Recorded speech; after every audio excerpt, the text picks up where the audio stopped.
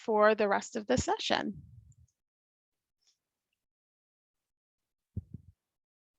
So hello, we're glad to see you here tonight. We're glad you're watching the recording if you're watching it at a later time. I'm Rebecca Lang and I'm a community ambassador for CS for All Teachers. I'm located in Morris Plains, New Jersey, which is kind of just west of New York City for context. And I'm here today with 3 of my TAs from all around the world, and you'll get to meet them soon enough too. I currently teach about 120 students for Pennsylvania Homeschoolers AP online courses. I've taught with them for the last 5 years, and I've taught AP Computer Science Principles, AP CSA, and Honors Computer Science Discoveries.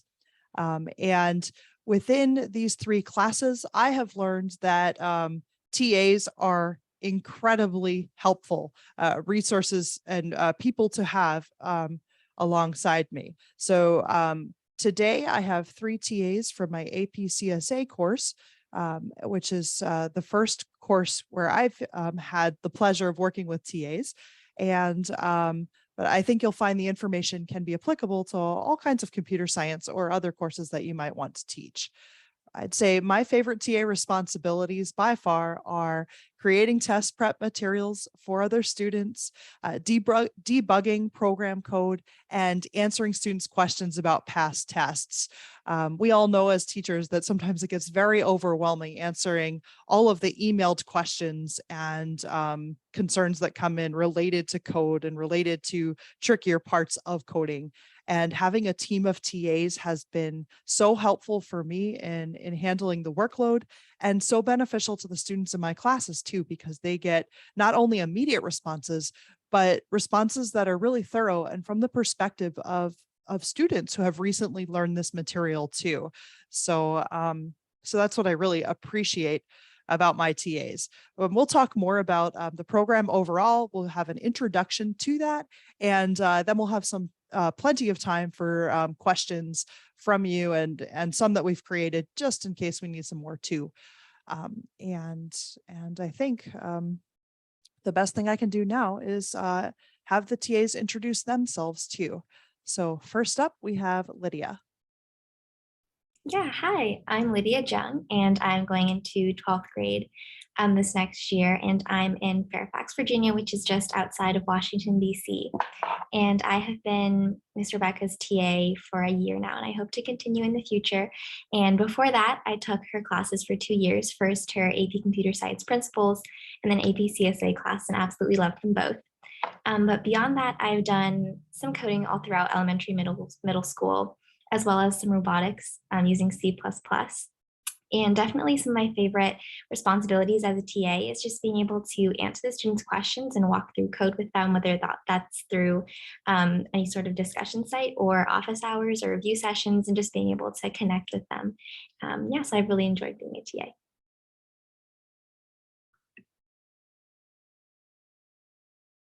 Hello, my name is Dia Krishnan. I'm a TA, and I recently finished 11th grade. I live in Westbury, New York. I've been a TA for 3 years, and I hope to continue it more in the future. Aside from APCSA, I also do cryptography, Python, Rust, TensorFlow, as well as algorithms. My favorite TA responsibilities include grading students, hosting office hours, and making quizzes. All right, hi everyone, I'm Jessica. I'm also going into 12th grade this fall, and I live in Cumming, Georgia, which is about 40 minutes north of Atlanta. And so I've taken both AP Computer Science Principles and AP CSA with Miss Rebecca, and this past year was my second year TAing for AP CSA. And outside of those courses, I've done a little bit of Python on my own, and I'm currently working on some C++, like data structures and algorithms in C++. And my favorite TA responsibilities are taking care of the Discord server and overseeing the ticket system, as well as creating review materials for tests and hosting review sessions.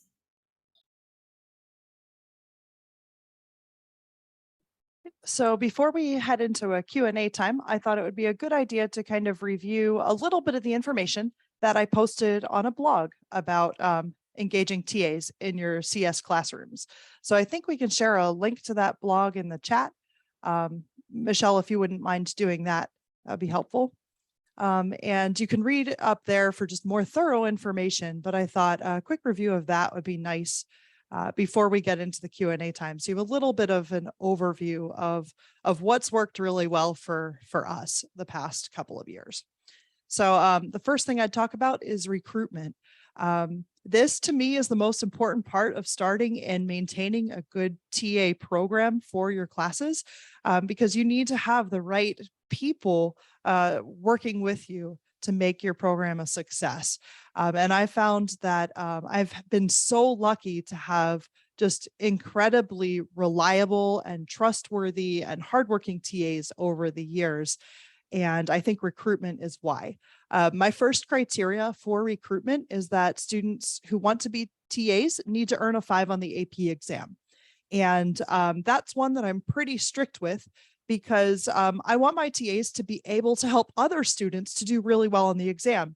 And so they need to be leaders and model learners and model test takers there, so they can lead others through that same process. So they need to earn a 5 on the exam, which means I don't select my TAs until the results come out in July. Not only that, but TAs need to earn an A in my course. I have had students in the past that have somehow blown off most of my course materials and still gotten a 5 on the exam because they're brilliant. And while they are excellent test takers, I also wouldn't want students like that to be TAs in my class, because I want students who understand my process for teaching and learning and can guide others through it. So I would recommend that when you're looking for TAs for your program, that you find those that both ace the exam and were model students in your own course too.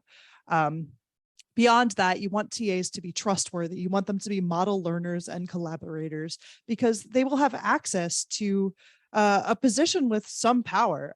These are assistants for you and leaders among your students. You want them to be able to give quality information and potentially to help you grade or to help you create test resources based on your tests. And I've been so lucky to have TAs that I can trust, where I can hand them a test and say, can you create practice questions like these? And they can do it. And so I'd encourage you to find just the very best students to be TAs for your program. And if that means that year 1, you only recruit 2 or 3 because you want to start strong, that's fine. I would say start with quality students that you know will make excellent TAs and build from there. Because after year 1, when you reach out to hire more TAs for future years, some of them will return. And I have been so lucky to have TAs return for multiple years. I think Dia here is probably our longest working TA. Dia, this has been year 3 for you as a TA, or 4? Yeah, it's my 3rd. That's right, 3rd year. And I'm going to have you back for a 4th if you'll continue with it.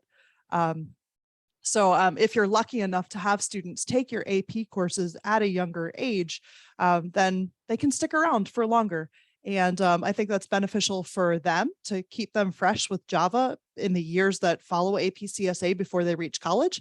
And it's beneficial for you too, because then you have someone who knows how to be a great TA and can also help newer TAs to kind of get involved and participate and find their strengths too.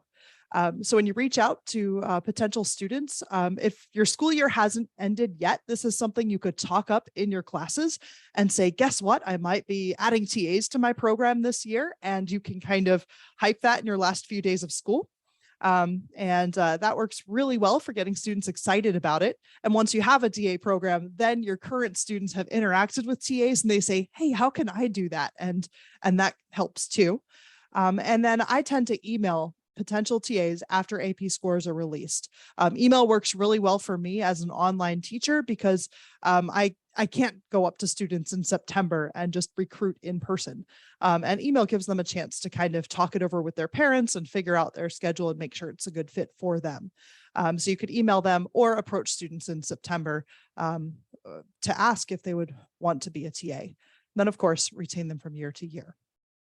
So once you have TAs or students that are interested in being TAs, the next thing you need to do is figure out how they can help you. There are a lot of different work assignments you could give TAs. I think in my blog, I say, figure out the parts of the job that are really draining, that take up a lot of your time, that are stressful or tedious for you, and ask for help with those. Because oftentimes the things that stress us as teachers year after year after year are kind of fresh and fun and exciting for TAs who haven't done them for year after year after year. So, so I think these assignments can vary based on TA's skills and interests. I am someone who, rather than assigning a lot of very specific tasks, I ask for help and I ask for ideas and I say, where would you like to help? And I try to really engage my TAs in the discussion of shaping the work that we'll be doing. And that has helped to create some incredibly innovative ideas that for our online class too. Typically, my TAs work 1 to 3 hours per week.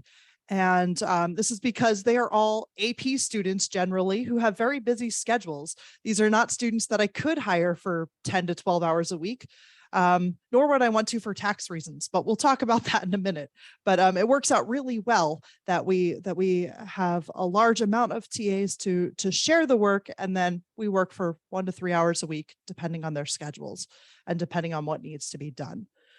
For us, asynchronous work has worked really well. If you're in person, you might have TA office hours at school, and you could have your TAs host that. And so you could schedule it in that way too. For your work assignments, you might want to check your school policies first and see if your TAs would be allowed to help you with grading. I have found that typically my students are okay with TAs grading and giving feedback on work, because I'm the type of teacher that allows resubmissions until students get the score they want. And so if a TA is really hard or on students or very specific with what they're looking for compared to one of my rubrics, and a student feels like, wait, this was unfair or too challenging, they can always resubmit work to me and I'll look at it anyway. So I have not had any real pushback regarding TAs grading student work, but of course, check that over with your principal if that's one of the work assignments you'd want to pass on.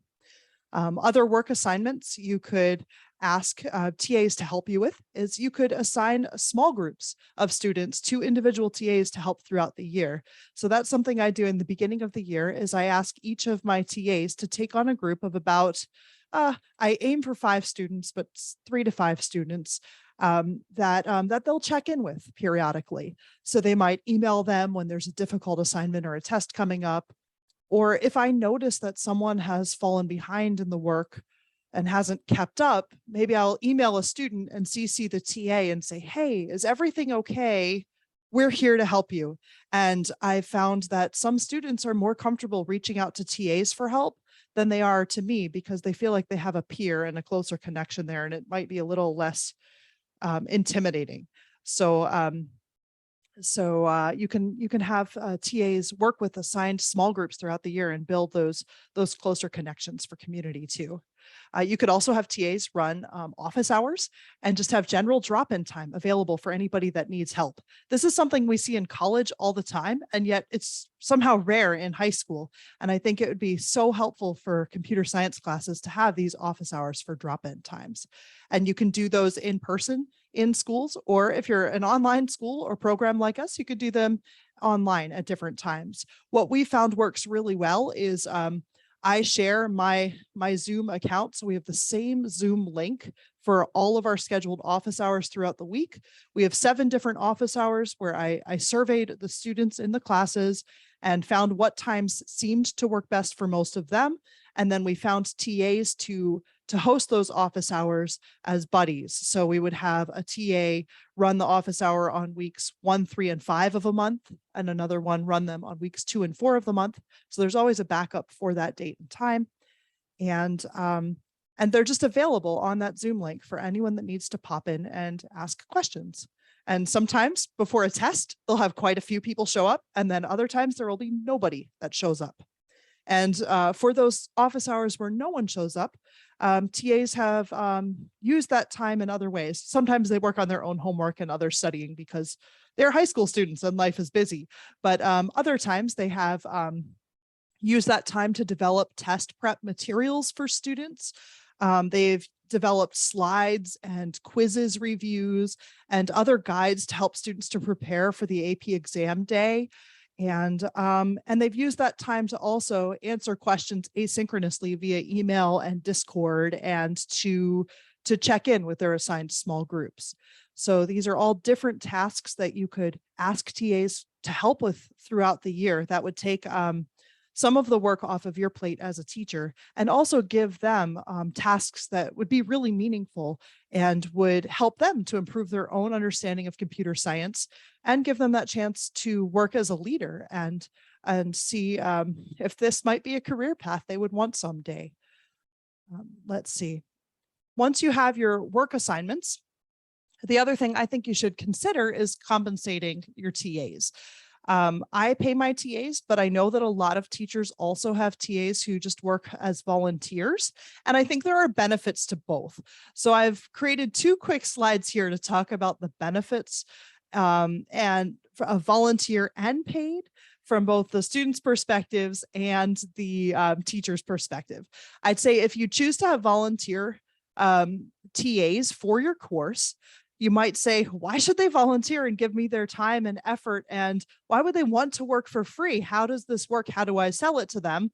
I'd say, 1, you're going to have students that just love you and want to hang out more after your class is done. And so you might not actually find that you need much of a sales pitch, because I know so many computer science teachers are so dynamic and engaging and excited about their topic that other students who are also excited about computer science just want to be in that environment. But if you need other perks to kind of sell the position a bit more, I found that 1, it looks great on college applications. A lot of students need either volunteer hours or some kind of job that they can write on college applications to kind of round out their profile with all of their academic successes. And this can add to that. You're probably going to write a lot of your students' letters of recommendations. And this is something that you can add to their letters of recommendation, and it will help you to know them even better. So you can say, I've known this student for 3 years or 4 years instead of just 1. And then you can speak to their other abilities in leadership and collaboration, and some of the qualities that you might see a little of while they're students in your course, and even more of when they volunteer for you as TAs. Some high schools have community service requirements, and you check with your school for that, but this could possibly meet a community service requirement if your TAs are volunteers. And I think most importantly for the TAs themselves, this solidifies their coding and teaching abilities. We all know as teachers that the best way to learn content is to have to teach it. You never know how much you don't know until someone asks you a question about a topic. And this is something that still happens to me after 2 years of teaching AP CSA and 5 years of teaching AP CSP, is all kinds of questions come up that I don't know the answer to, and then we get to learn together.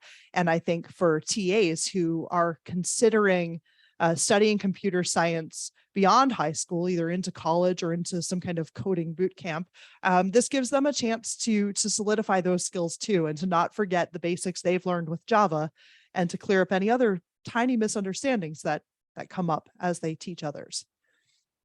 If you choose to pay your TAs, well, 1, they have the perk that it's extra money for them, which of course is always nice. And the other thing that you're doing for your TAs is helping them to learn what their time is worth. I know that early on in high school, I at least was someone who, when I wanted to earn extra money, I could earn it by babysitting or a minimum wage job at Burger King or something like that, or other like unskilled labor sort of jobs.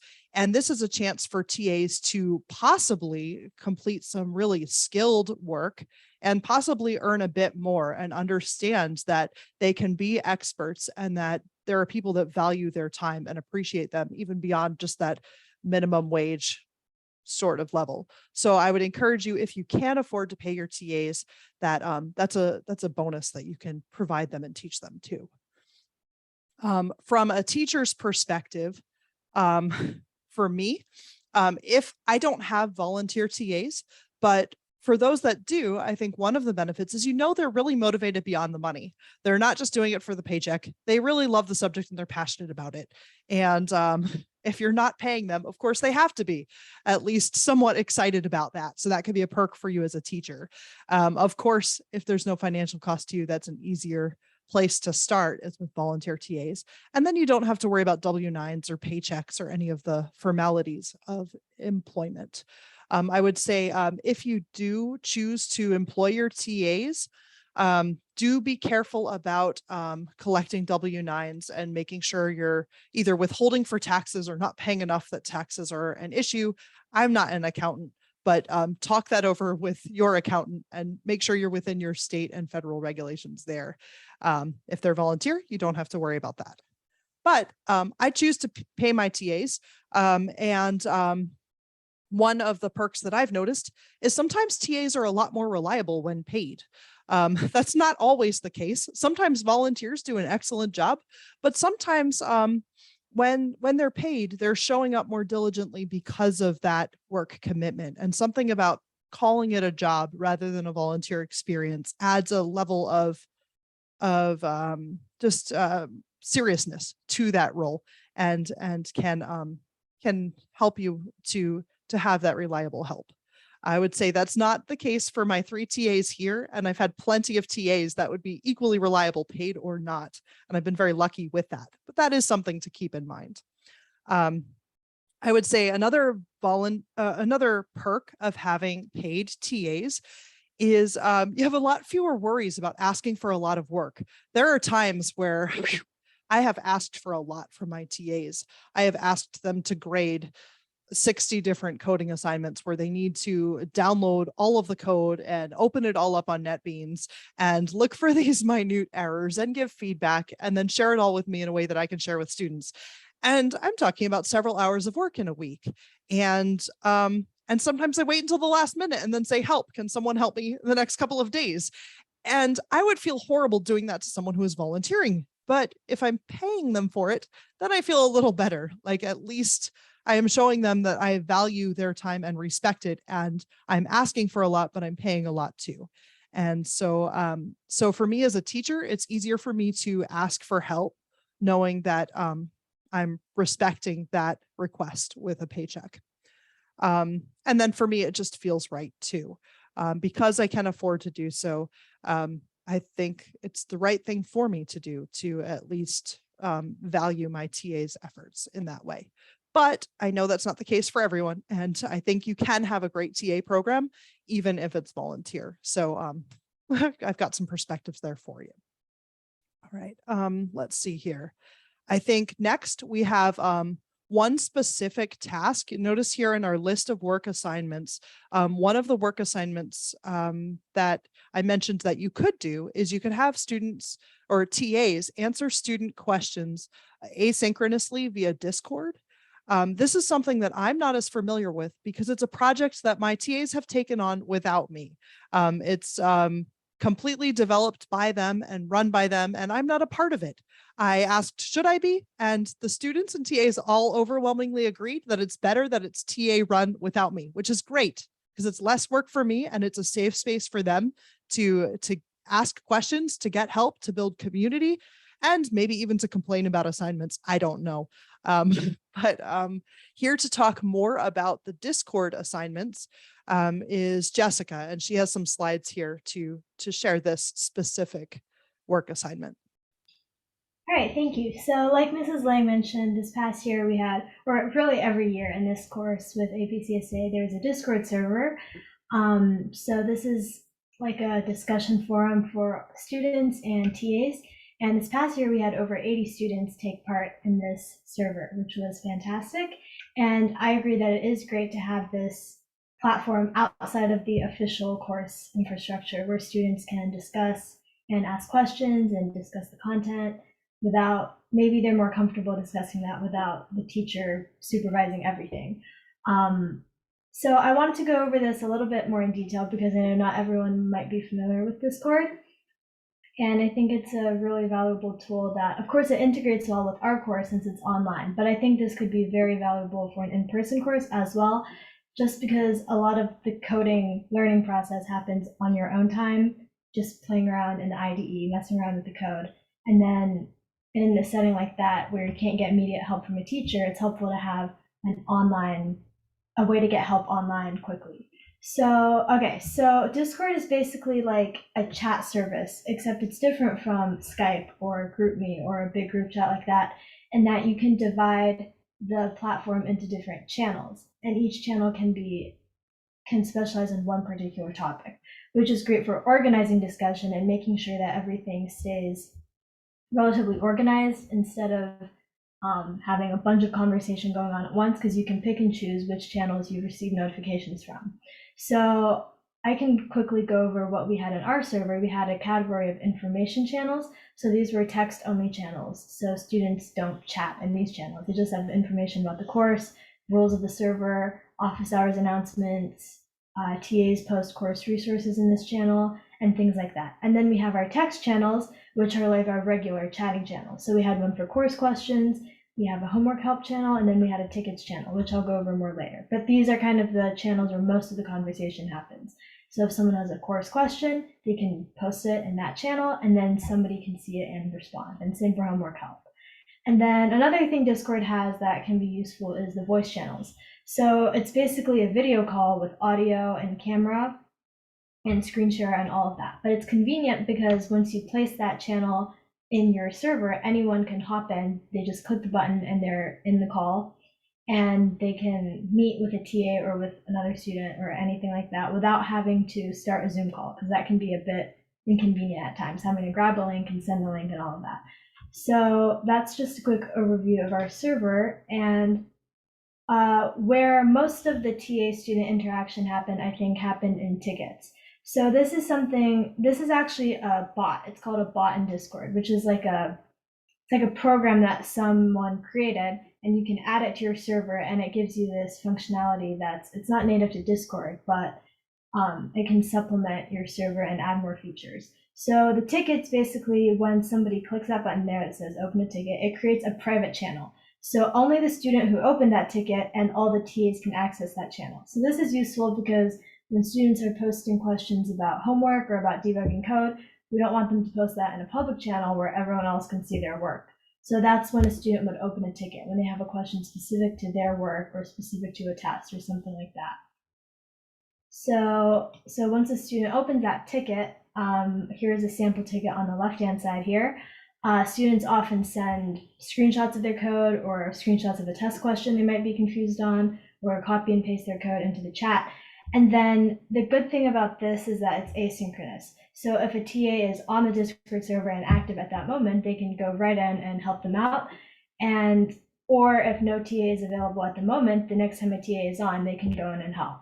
And also if one TA has to leave, then another TA can jump in and take it over, which can also be helpful. And I know that happens often when there's a long or complicated question that takes a while to resolve.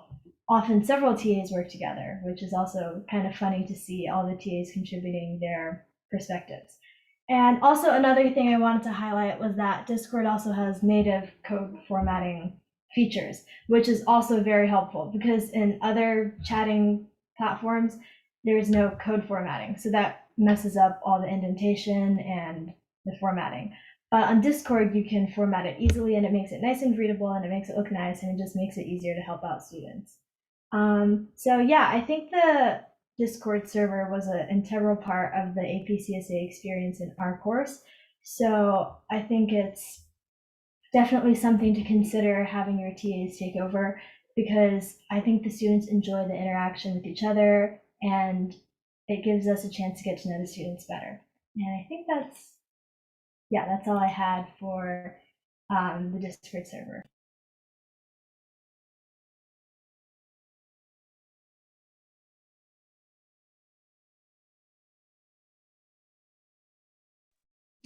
Thanks for sharing that. I thought that was an incredibly helpful part of the course this year. And again, I would say that the Discord server really highlights the need for you to have TAs that have integrity and are really reliable too. because that would be such an easy place for students to share test questions and answers and work and cheat through homework. And instead, what you have are TAs monitoring this and encouraging real learning and real growth. And it's a place where students go for help in their understanding, not just help to get an A on the next project. And so I would encourage you, if you start something like that, to really have great TAs who can monitor it, because I could see how that could very quickly become a matter of academic integrity. Yes, I see in the chat, Discord is a really useful addition for the classes. And yes, I would say it would work both in person and remote, because oftentimes, even in person in a class, if students are working independently, there's no way for every student to raise their hand and get help from the teacher all at the same time. And sometimes, even if you have a buddy, it's not enough. And so to have a place where you can consistently and reliably get help throughout the year is fantastic. Right. So that's it for our overview of the TA program. Now I'd like to open the floor for any specific questions we might have. We have a few that we can ask too. And then if anyone who's participating here today has a question or a follow-up concern or idea that they'd like to share, we'd be happy to have those too. And we can hear from Lydia, Jessica, and Dia more about their experiences. I have no questions, but I really great presentation, and what these young ladies that you have working for you as the TAs and the Discord, very, very helpful information. I really do appreciate that, and you guys coming to present this information. So thank you very much. Oh, thank you. You're welcome. Glad we were able to help. Right. Let's see. I do have some prepared questions here that we can kind of talk through to kind of expand on everyone's understanding of the TA program and what's worked well for us and might work for them too. So let's see here. I think we briefly mentioned in our slides some of our favorite roles and some of our favorite tasks within the TA program. But I'd love to ask you again, more generally, what do the three of you like about being TAs, and what do you actually do on a week-to-week basis? I would say the majority of the work that I personally did occurred in the Discord server, because we got, I think, over 200 tickets by the end of the year, since they were all numbered, and we had a lot of tickets being opened. So that's where a lot of the work took place. So that was mostly answering just general coding questions, as well as specific debugging help. So students would send their code and they would say, "We're getting these errors, I don't know how to fix it." And then we could talk through that. And then also, of course, we had the weekly office hours. Almost every TA had 1 hour per week, every other week. And then also something that we did before big tests and before the AP exam was set up review sessions. So creating the slides for that, we tried to create original questions as much as possible that reflected the nature of the questions on the exams. And so creating those slides took up a few hours, maybe like every other month, every time they had an exam, and then leading the review sessions themselves. So that's kind of what my workload looks like, but I know it varies a lot. Like Mrs. I was talking about, it depends on the individual tasks that each TA wants to take on to best use their talents. Yeah, I would definitely echo what Jessica was saying. A majority of the workload throughout the week came from answering questions or like working through code and debugging with students. And then time to time, we would also be assigned some assignment to grade, and that would take up a little bit more time throughout the week, but it was definitely just as rewarding, of course, and just as enjoyable. And it's definitely nice to be able to offer feedback in that way, aside from just answering questions. But like Jessica said, there's a lot of office hours and review sessions and things like that.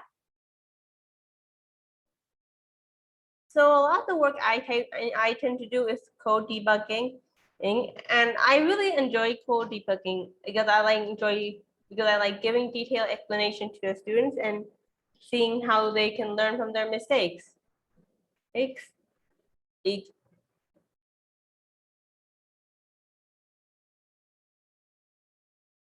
Yeah, I too love to debug code and to help students.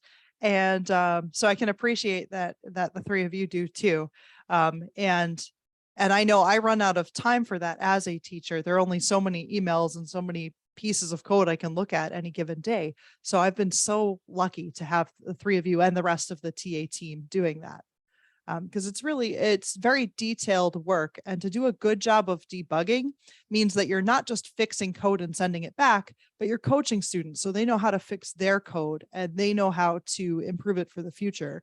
And I think that's a really important part of the debugging process as teachers and TAs, is that we're not just giving students answers or giving them code that they can copy into their work. Let's see. So I think this kind of leads to another question, which is, how do we build community for students in the course? Do you get to know students individually, or how do you build that rapport where they learn to trust you and come to you to ask questions and get help throughout the year?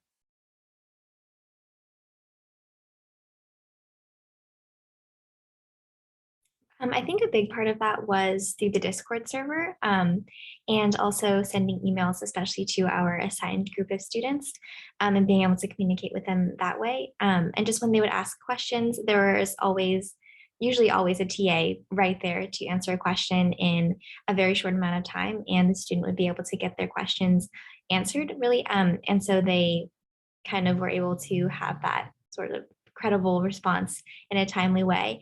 Another thing, though, about building community between the students and with the students as well, was that a lot of times students were able to answer each other's questions too. So by learning what they've learned from other TAs or through the class and being able to share that with other students. So that was really cool to see throughout the year. So I think, yeah, just a lot of it happened throughout the Discord server, answering their questions and communicating and debugging code and working through things like that. Yeah, definitely the Discord server. And like Lydia said, it was super cool to see the students help each other out, because sometimes when a TA couldn't get there right away, or even if a TA got there, another student would be responding at the same time, and they would, well, okay, since it's an online course, a lot of students have very diverse past experiences with programming. Some students come in with barely any programming or no programming experience, and some have extensive experience in various languages and in various applications. So it's cool to see how they answer questions from their perspective. And anyways, beyond the asynchronous aspects that Lydia mentioned, I think also the office hours and review sessions were often a great way to get to know students, especially since it's face-to-face with audio instead of just, typing in a chat. But I know that at my office hours, we had a few students who would come almost every week. So that was a great chance to get to know them more individually, since every week we would have a chance to talk and, talk in person. And also the review sessions were fun too, because kind of how we do it was like with practice questions that we would give students a chance to answer. So it was fun to see them talk it through in the chat and kind of explain their own reasoning on how they answered that question in the chat. The Discord server also helped and communicate with other students, and that's because and the Discord server was also helpful as well for communication.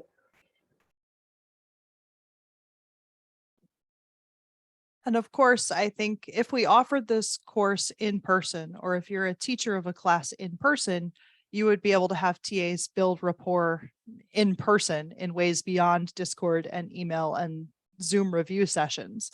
So then you could have office hours in person after school, where maybe you used your classroom as the place to host the office hour, but TAs really run it, and you can kind of be in the background grading or doing all of the other work that consumes teachers after school hours.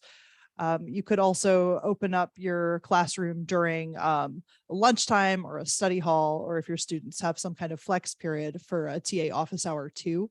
And that could be another place for TAs and students to connect and to really build that rapport and that ongoing relationship where they can ask for help when needed, and the TAs can guide students through the class. I'd say, let's see. We have another kind of unrelated question here. Sorry, I don't have a good transition, but One of the other things that's unique to Pennsylvania homeschoolers, I'd say, is that several of the courses have TAs for these high school AP courses. So I had a question for the TAs here. Have you been TAs for other courses beyond AP CSA? And have you had different tasks or different experiences in those courses that that could be helpful for other teachers looking for other solutions for their TA programs?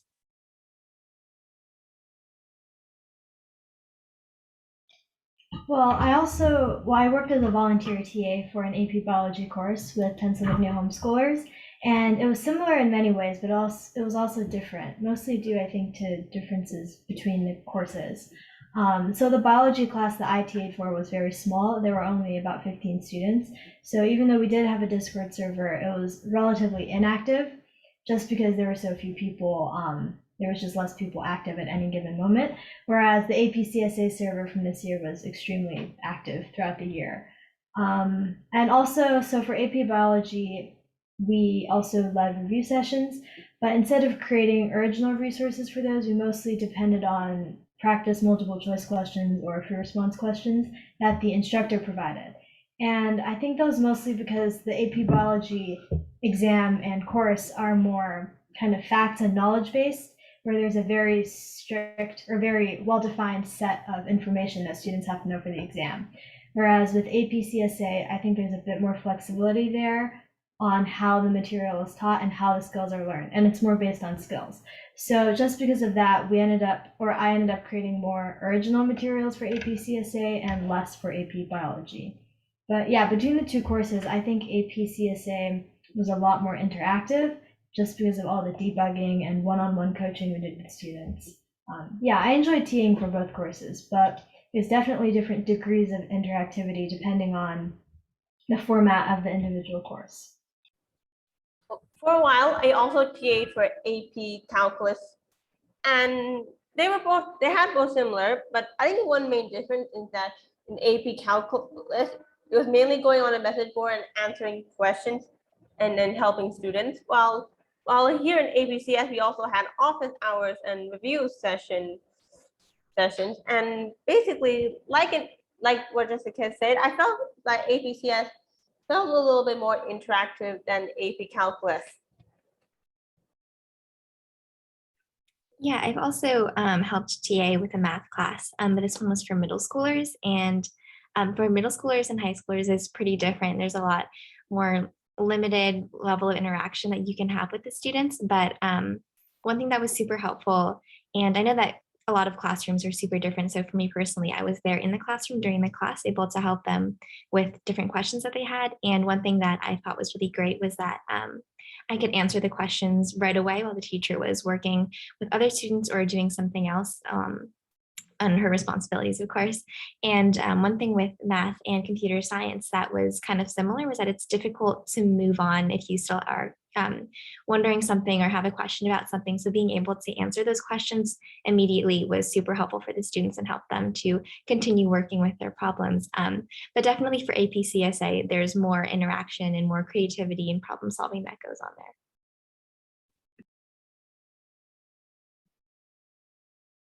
Have you found that some of the students that you have been a TA for are then your peers in other classes or even TAs for you in other classes and other subjects?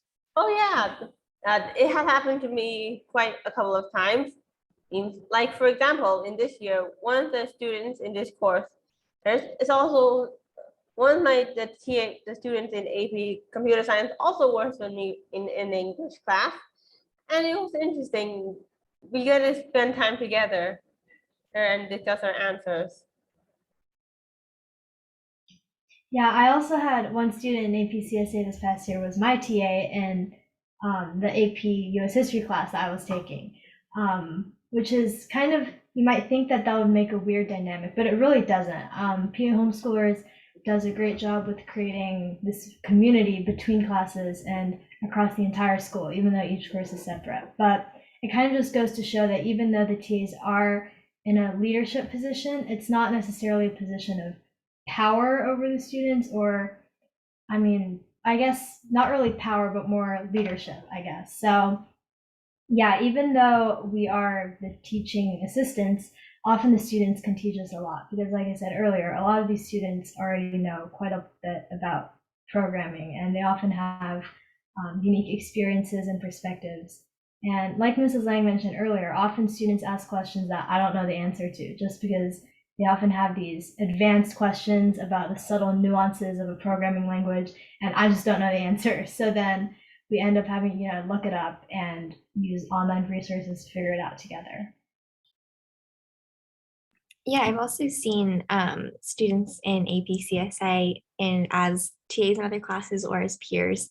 And kind of like what Jessica was saying, it really goes to show that it's not really about like one person over the other, but more just everybody sharing the information that they have, which is really awesome. And yeah, it's been great to see all sorts of subjects and all sorts of students in those subjects. I have a question. Part of the sort of interest of CS for All Teachers from long ago was building the pipeline of computer science teachers into the classroom. Has this experience made you interested in teaching computer science at all, or alternately has it just sort of made you think of other computer science based careers that you want to go into and you're done with teaching after this? Do you have any thoughts on that? Well, I think taking AP Computer Science with Miss Lang, or Computer Science Principles, several years ago was really the main course that kind of started my interest in computer science. And I'm going to be a senior this fall, and I plan on doing computer science in college. So I do plan on going into that career. But I'm not sure how I feel about teaching computer science. I mean, I don't really know where my career will take me yet, but I think just the experience of helping out students in this course alone has definitely kind of sparked an interest in being able to, I guess, kind of mentor and help other students explain the subject. Like Mrs. Lang mentioned earlier, even though we're helping the students, I think it's just as valuable for the TAs who are doing it, because otherwise, I don't think I probably would have forgotten most of what I learned in APCSA by now. But because the past 2 years I've been able to help students do the course, I've basically taken the course 2 more times from a different perspective, which has been extremely valuable, and it's helped really reinforce my understanding of the APCSA concepts. Yeah, so going into these computer science classes, I kind of thought it was like a one and done kind of a thing, that I would take the class and check it off the list. But after taking the classes, it's definitely something that I want to pursue further, and probably major in it in college and pursue a career beyond that. As far as teaching goes, I'm not sure how great of a teacher I would be, but I think it's definitely a possibility. I'll be helping out with computer science for elementary schoolers this summer, and whether or not that's something that I want to take further and into a career, I'm not sure yet, but it's definitely something that I'm open to. But for computer science specifically, being able to teach the students and being able to help them through that, and has sort of broadened my perspective of computer science and really helped me to gain a more in-depth understanding of the subject. So it's something that for sure I want to continue with.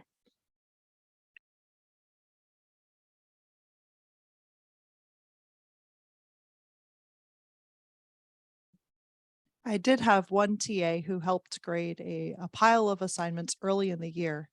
And she said that after grading those assignments, that now she had so much more respect for her teachers and how long it was taking them to get her work back to her, because she realized how time consuming it is to really give thorough feedback on assignments. And so maybe she wasn't going to continue on a path of becoming a teacher herself, but there was a greater appreciation of the field, and that's excellent anyway. Let's see. I think we have time for maybe one more question. Let's see. I'd say rather than go with the questions we've kind of practiced here, I have one kind of off the cuff one to ask. If you had advice for new teachers looking to start a TA program, What advice would you give them? What do you think really helped our program early on, or where do you think teachers should start if they're just figuring this out?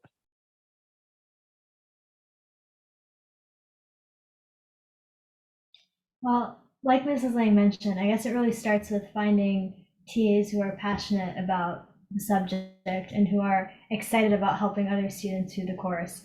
And then I guess really from there, the program kind of builds itself and expands to fill the specific needs of that specific course in a particular school. Mrs. Lang has a lot of opportunities for TAs to create new tasks for when they see specific challenges or when they see a need in the course. They can bring up an idea, and these ideas kind of work together to flesh out the program. So I think really it just starts with finding the right TAs who are excited about doing TAing for the course, and then it kind of grows from there. Yeah, another thing that Mr. Becca kind of touched on earlier was that the assignments or the responsibilities that you might feel are tedious or repetitive after doing them for so long, the TAs, or at least me personally, I find really fascinating and really interesting. So definitely the giving TAs responsibilities is something that we enjoy, or I do at least, and it's definitely fun and interesting and engaging for us. So probably don't be afraid to give your TAs those responsibilities, because they're probably a lot more interesting to the TAs than you might think.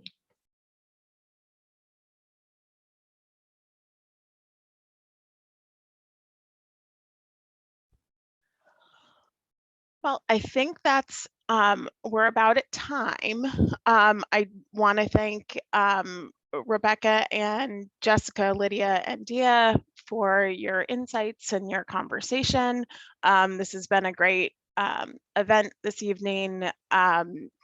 If you haven't already, feel free to check out Rebecca's blog on the CS for All Teachers site. There's also a lot of other great resources there. And also follow us on Twitter. I will put our handle in the chat here, and we have lots of other great information and conversation that goes on there.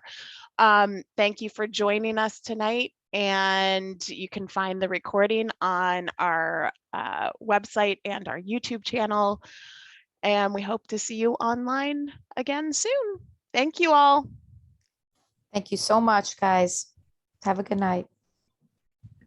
Thank you. Thank you.